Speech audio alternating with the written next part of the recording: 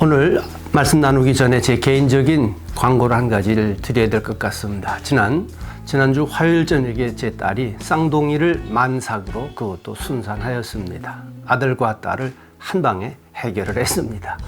다시 한번 감사하고요. 또 여러분 기도해 주셔서 또한 감사합니다. 이제 오늘 말씀 시작합니다. 생명의 삶 4호로 지난 부분들을 잠깐 요약 설명을 해드리겠습니다. 이제 공주의 아들로 모세가 생활하면서도 유대인의 정체성까지 잃지 않으면서 잘 성장을 합니다. 그러던 어느 날 밖에 나갔다가 유대인 노예들을 마구 학대하는 장면을 보면서 그 애굽 경비병을 때려 죽이게 됩니다. 자신은 유대인으로서 잘한 일이라고 생각을 했지만 실제는 그렇지 않았습니다.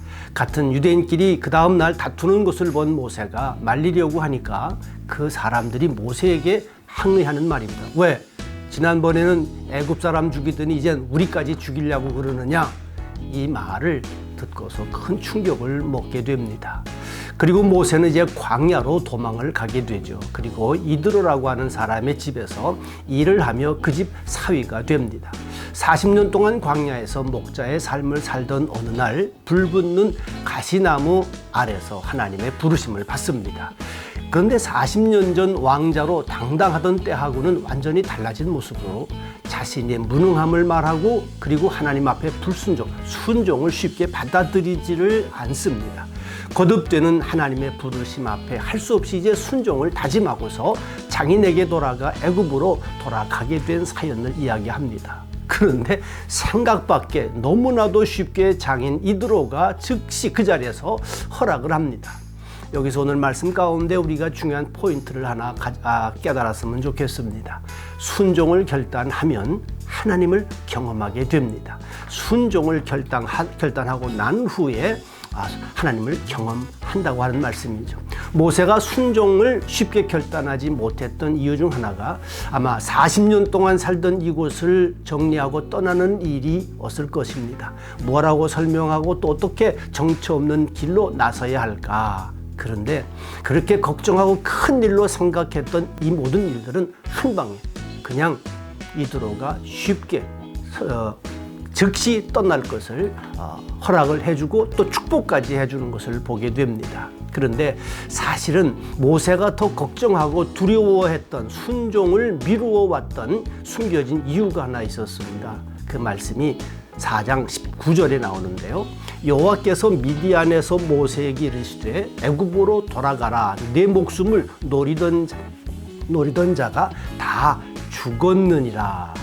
아마 살인자가 되었었기 때문에 그 받을 형벌이 두려웠을지 모르겠습니다. 그런데 이 말을 먼저 해주셨다면 아마 모세는 금방 순종을 결단했을지 몰라요. 그런데 순종을 결단한 후에 이 말씀을 해주십니다. 걱정하고 두려워했던 그 일들을 하나님께서는 순종을 결단한 이후에 해결해 주셨던 것을 우리가 압니다. 그러므로 순종은 상황 봐가면서 결단하는 것이 아니라 말씀 들었을 때에 즉시 순종해야 되는 것을 우리가 알게 됩니다.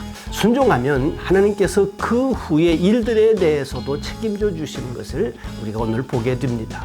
이것이 순종한 후에 하나님을 경험하게 되는 더 큰 축복이고 은혜가 될 것이에요.